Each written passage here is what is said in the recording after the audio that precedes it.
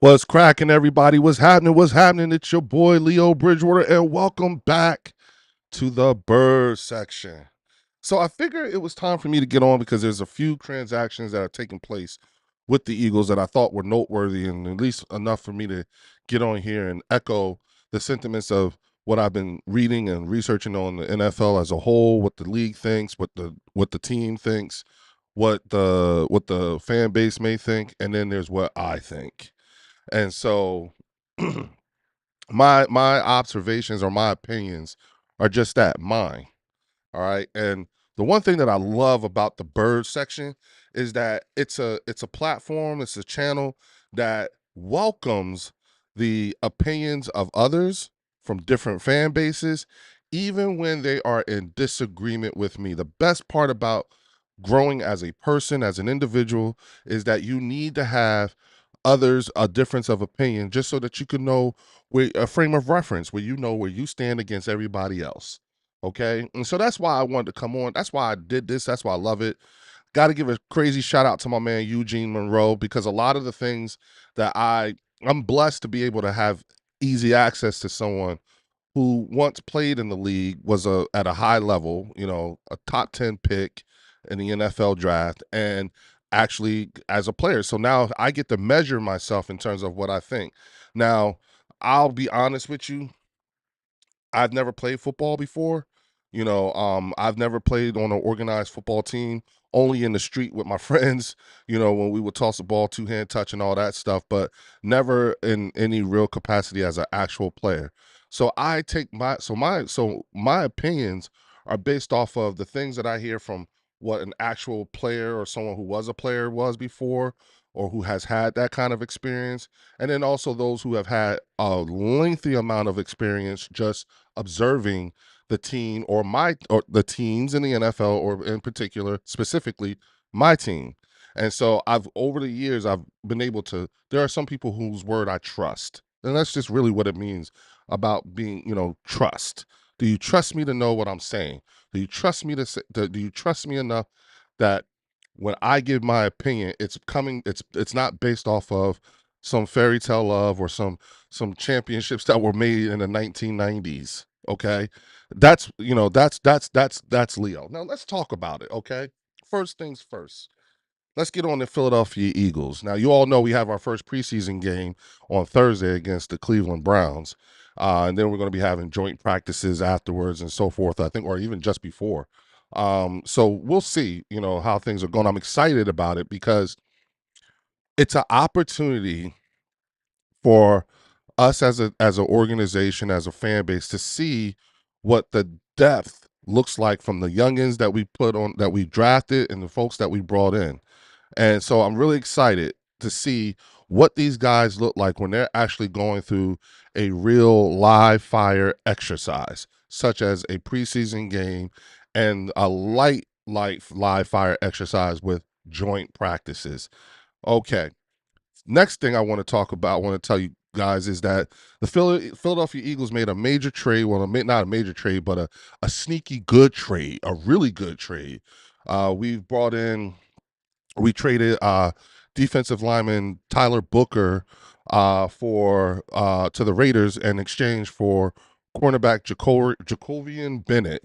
Now this guy was a third round draft pick for the Oakland Raiders in 2023, I think it is. And let me make sure I got that correct, because I don't want to give out the wrong information. Oh, come on, y'all, for real. Um, I'm sorry. Yeah, Jacorian Bennett.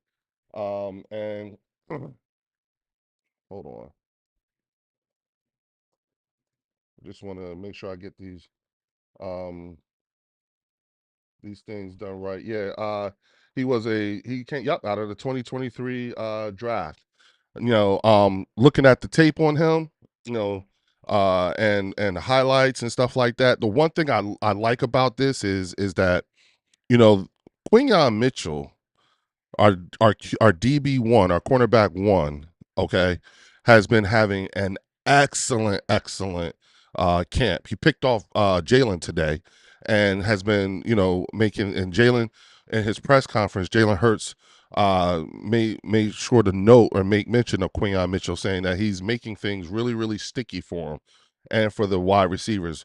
And if you are a believer such as I am that iron sharpens iron, then the fact that these things are happening right now, and Quinyon came into training camp in the best shape and doing well off a 24 campaign that saw him get a not only a Super Bowl ring, but as a rookie, but him and Cooper DeJean, both rookies, were both selected in the top 100 by other players in the NFL.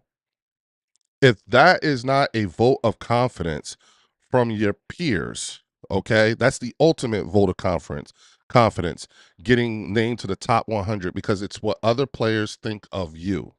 And the fact that we have two rookies who made it into the top 100, that spells nothing but good news. That's a blessing for us.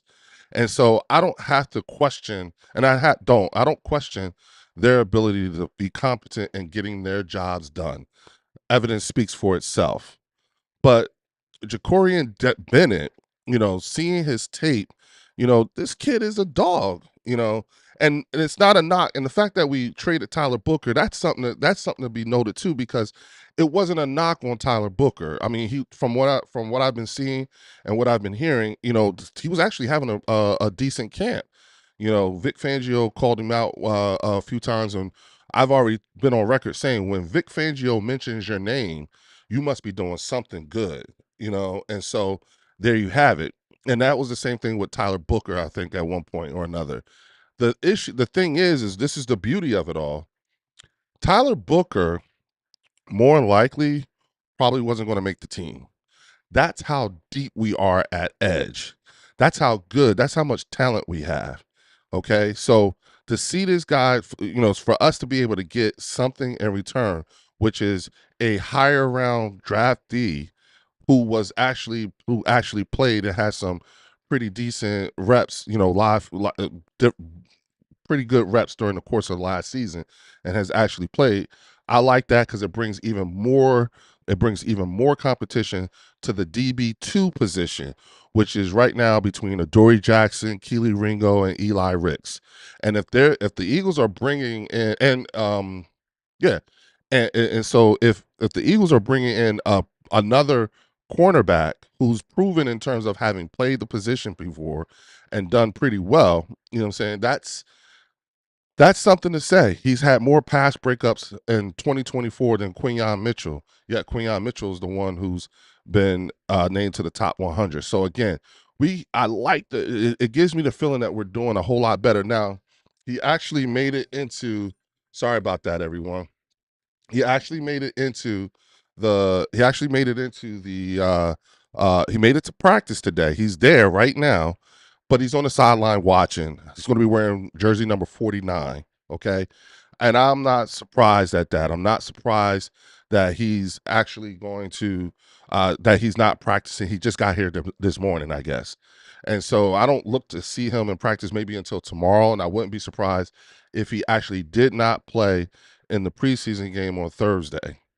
I want this guy to get himself acclimated, and you need more than just a few hours to get acclimated to your new team, your new surroundings, the whole 9 yards. Because this came out of left field for him as well, I'm sure, and I'm sure he's probably happy that he has an opportunity for real, to actually win a ring coming up into the season.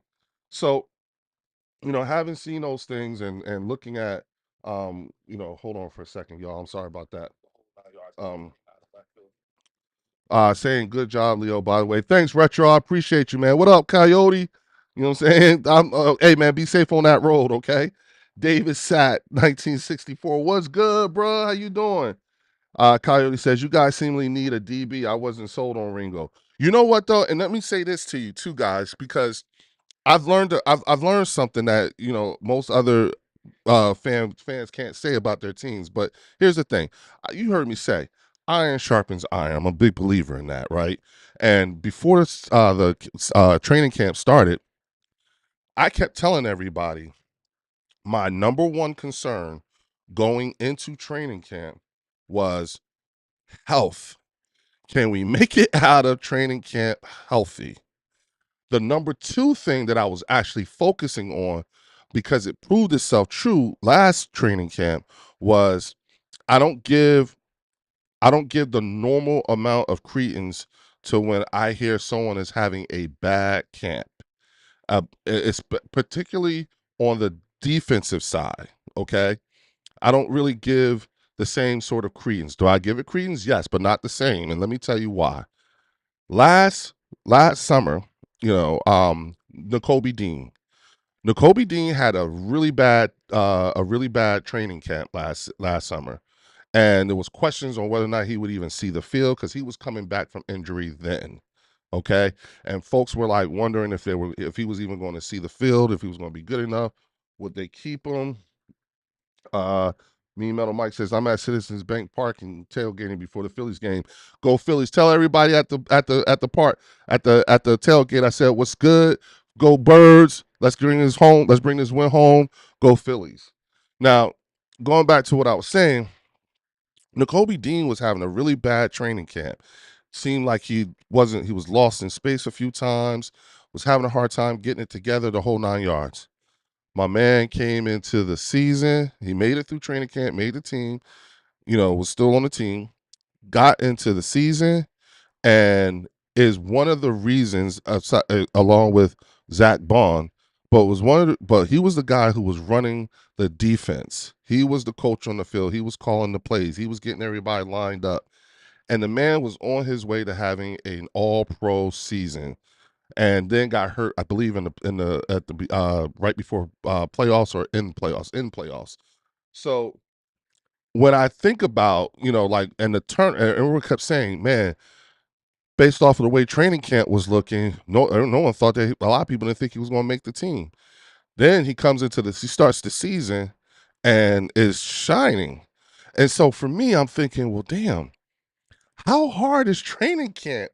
If training camp is this hard, particularly for this Eagles defense, and particularly with with Vic Fangio, because the word with Vic Fangio has always been, since he got here and before he got here, is that there's no gray area with Vic Fangio. Either you like him or you don't like him. The because he's old school, the way he coaches, and for a lot of veteran players, particularly those who have had more than 5 years in the league and whatnot, and they have developed their own ways and habits and stuff like that. The fact that you got veterans who just don't like the way he coaches, and it's not their cup of tea.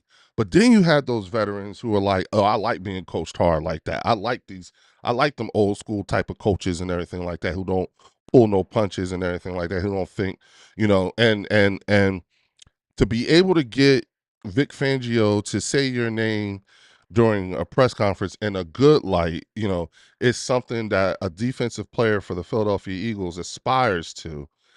That's giving me a little more color on what they mean by culture and how they're coaching these I meant to say, I'm saying culture because of the way they're coaching. It's a hell of a tongue twister, and so to see that he's been, to see how these players and how reacting to him, it feels like this is, and mind you, this is year two in the Vic Fangio defense, and the way these guys are responding, the Eagles defense, dare I say it, but the Eagles defense has been talked about more than the Eagles offense. What I mean by more is that there's no one person or one particular player that the focus has been on. Of course we have the competition between Adoree Jackson, Keely Ringo, Eli Ricks, and now add Jacorian Bennett to the mix. And I'm of the opinion that whoever wins the DB2 job going into the season is going to be a more than capable complement to Quinyon Mitchell. We already know that Cooper DeJean is going to probably stay at the slot corner, but then he's also going to move and more of the base package be more moved into the safety position. You got Reed Blankenship, and then you have Sidney Brown and Andrew Makuba, who's been out of practice out of abundance of caution, along with AJ Brown, who's nursing a hamstring.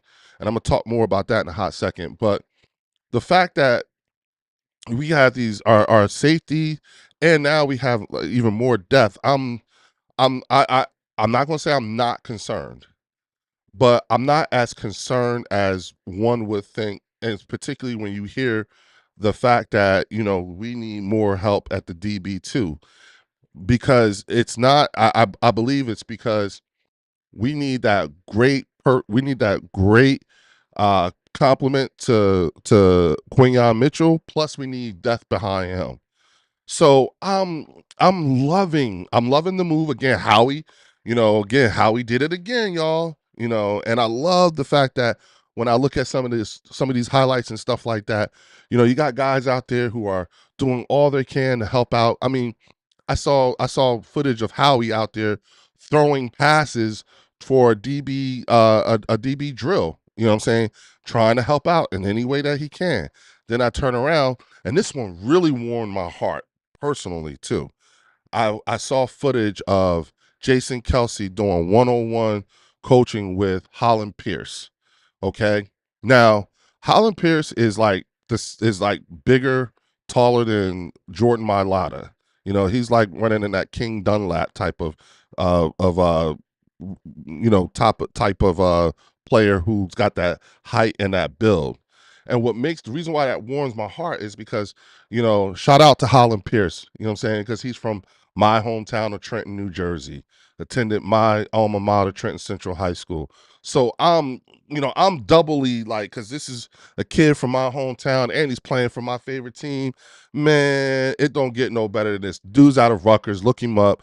Holland Pierce. He's a big boy, and this is a big boy who is going through Stoutland U. Okay, okay. This is like this is for if I'm rooting for this kid, I think that he couldn't have gone to a better situation in terms of how he can hone and focus on his God-given talents and have the best person to bring that out of him, and then also having someone like a Vic Fangio, I mean Jason Kelsey, putting in that time to help him out. So go get it, man. I can't wait. I hope you make the team, bro. For real. Love what I'm seeing. Go Holland. Now, AJ Brown. AJ has been nursing a hamstring, issue, and I'm going to err on the side of, taking, like I said, I said they're out of an abundance of precaution. They've held AJ Brown out of practice for the last few weeks, for the last few days.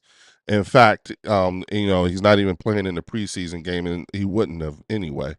But talking to some friends of mine, or especially with Eugene, I've been told, like it should be a bigger concern than what I may be alluding to, only because hamstring is, a hamstring issue, you know, um, that's a lingering thing, and there's the potential that this hamstring issue, this that AJ's dealing with right now, could rear its ugly head during the course of the season because these things take a lot of time and they're very specific.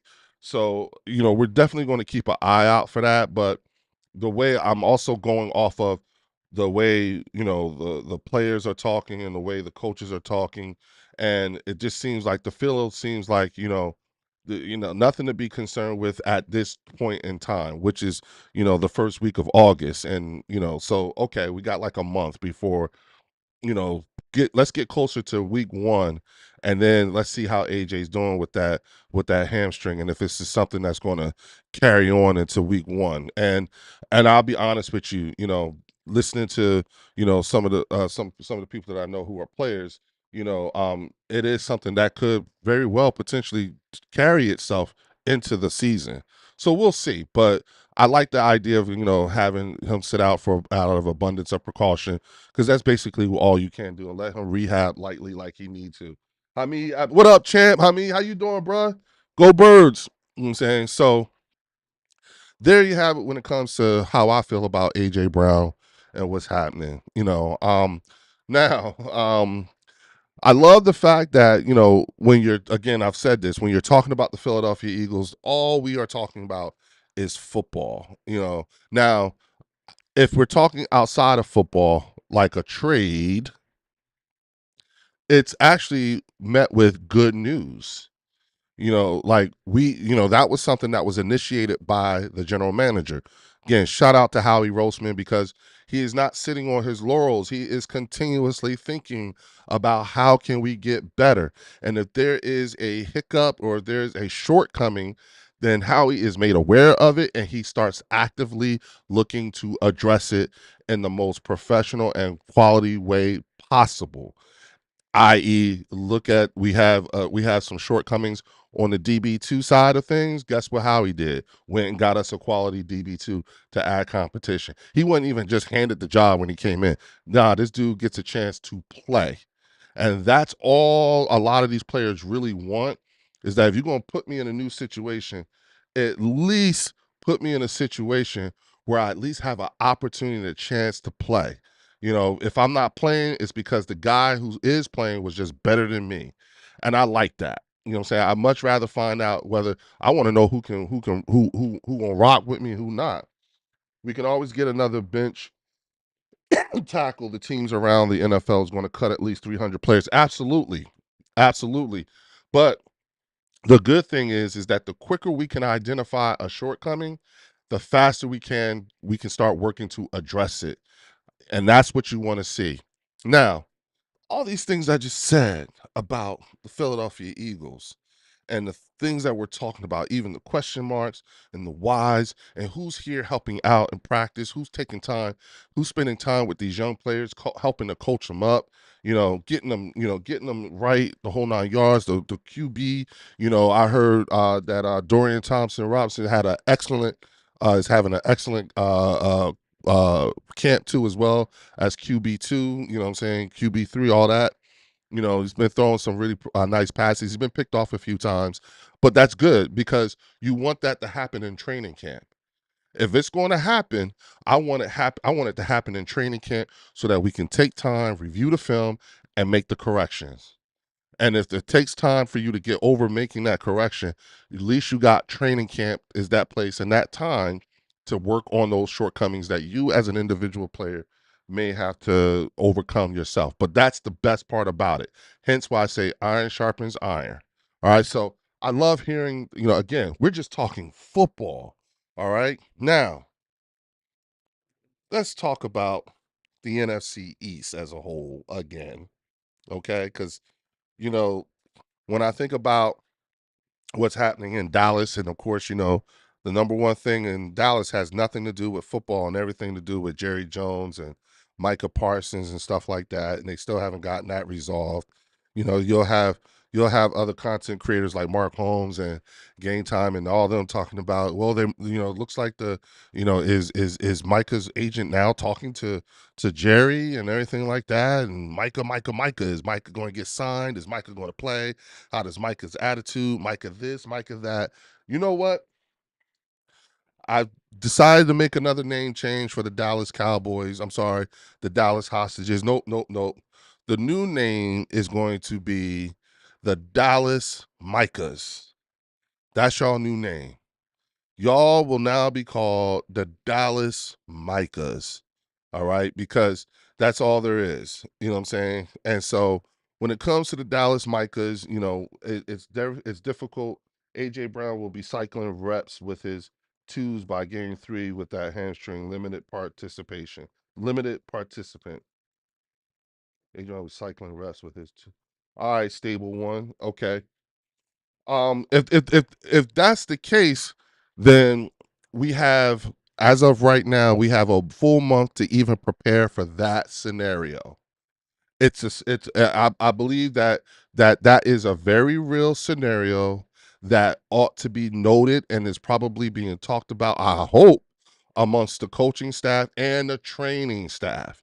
You know, making sure that y'all do whatever it is that y'all need to do to make sure that eventually, so that if this is the case, then okay, we're still a very formidable offense.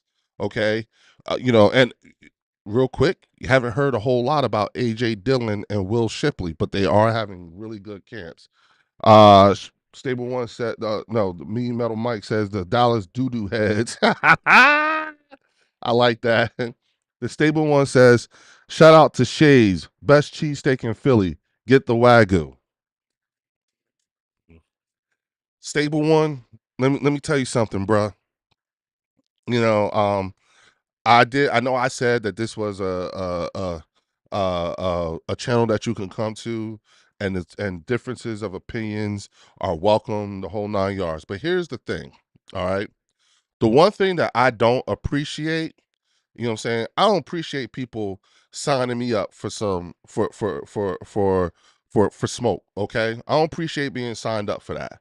All right. So when you come on this channel and you're talking to a Philadelphia content creator, Philadelphia Eagles content creator and everything like that, hey man, don't be coming up in here talking about no cheese steaks. Are you crazy? You really trying to you really trying to get the whole fan base sauced up and ready to and they're gonna come at me. Okay? They're gonna come at me. Who's this dude, the stable one, talking about, Shays is the best in Philly? Who? What? You know what I'm saying? Delisandro's, you know what I'm saying? I'm not even talking about Geno's and any other place. No. I'm just saying, like, bro, that's the see, you want to get people in Philly fired up, pull out that start that cheesesteak talk. And then you really gonna get the fan base going. So go ahead, and Stable One says, um, he's in the training room right now. Ice, stem, lasers, hyperbaric chambers. You know what I'm saying? So and he said, the Stable One says, it'll make y'all feel better when you sitting at home watching the NFC Championship. And so it begins. And so it begins. You know, here's the thing, right? Right now, you know, um, I know a little something about the Stable One. Okay. The Stable One is someone who's from who's a fan of the AFC East, comes out of the AFC East, uh is you know what? Stable One, you need to be worried more about what Aaron is doing out there in Pittsburgh and what that whole organization is doing, because the Pittsburgh Steelers are putting themselves together a team that could really screw up your season. So, you should he's from the Ravens fan base, y'all. And so I'm sorry, AFC North. Okay, AFC North. Kings of the North. Yeah, okay, yeah. Yeah. And right now, who y'all need to be worried about is the Pittsburgh Steelers, okay? Mm. Especially if the if Pittsburgh messes around and signs Terry McLaurin, okay? DK Metcalf, Terry McLaurin on the same offense. Ooh, you really want that smoke? Um, yeah, yeah, yeah. Mean Metal Mike. That's exactly who he is. The Stable One says they have no QB. They've got weapons, but nobody to get it to them. Shots fired. Shots fired. Because I'll give you that. I'll give you that, Stable One, because I've been hearing that Aaron Rodgers has not really been has having a little bit of a tougher time to get acclimated. But again, this is his first time in Pittsburgh's, training camp, and this is his first time getting acclimated to having a having DK Metcalf and whomever else is on that team. And if they bring in even more talent, you know, I'll say this, and I'll say this in kind. The Pittsburgh Steelers may be worried if the Baltimore Ravens messes around and gets Terry McLaurin. See, here's the thing, you know, and this is league around the league, right?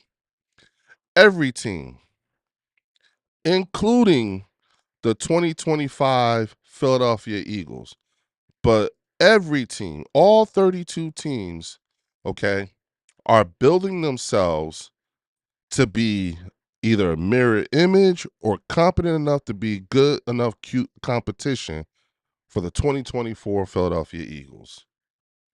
Who we're looking at was the team from last year, because the 2025 Philadelphia Eagles ain't them.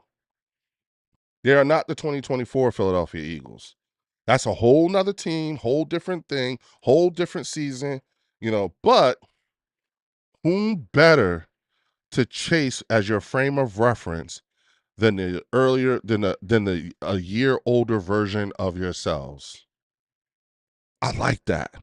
We are in a crazy time period. The stable one says Aaron Rodgers up there taking that Pittsburgh shahada.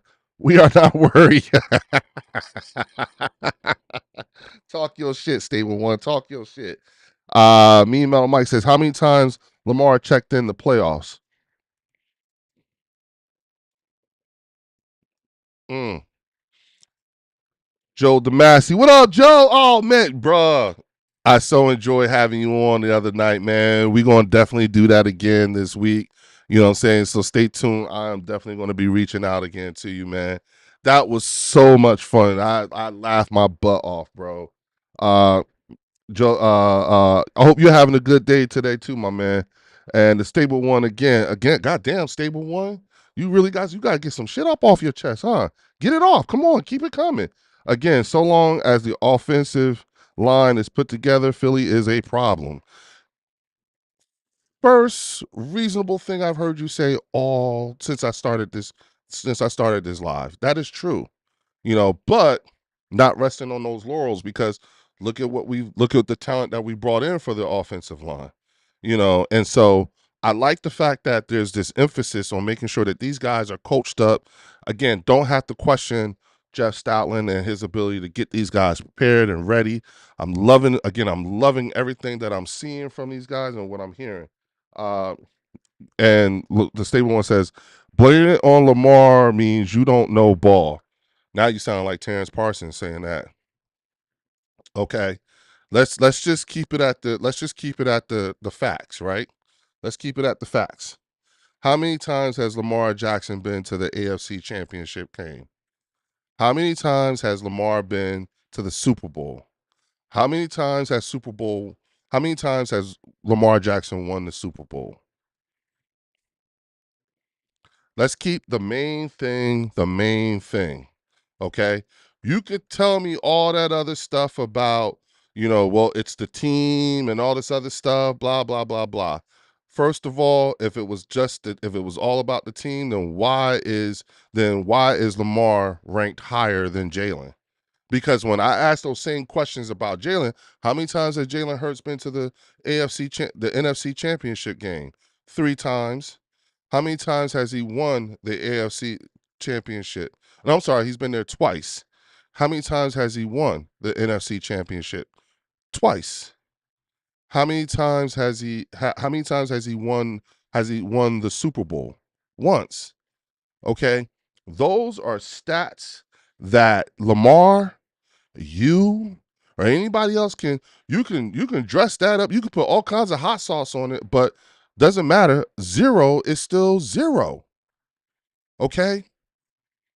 You know, so why has if Lamar is such an elite quarterback, how come he hasn't won or uplifted the team in spite of the shortcomings? Zero. So don't talk to me about all that other stuff. Blame it on, yeah. Don't talk to me about all that other stuff when it comes to, I don't know ball and all this other stuff. I know, here's what I do know. I know the answer to those questions is zero, and I don't need to know ball to know that zero equals zero. All right. So I can't even begin to empathize with that way of thinking. And the only reason why is because in answering those questions about Jalen Hurts, it's 2-1. Until that change. So again, and like my man said, you know, let's keep the main thing the main thing. You know, uh oh boy, y'all. Oh boy. All right, I'm gonna do it. All right, I'm gonna do it. I'm gonna do it. Okay. You know what I'm saying? Look, so what I'm gonna do is I'm gonna fire this right back up, okay? Because I gotta get everything set up. You know what I'm saying?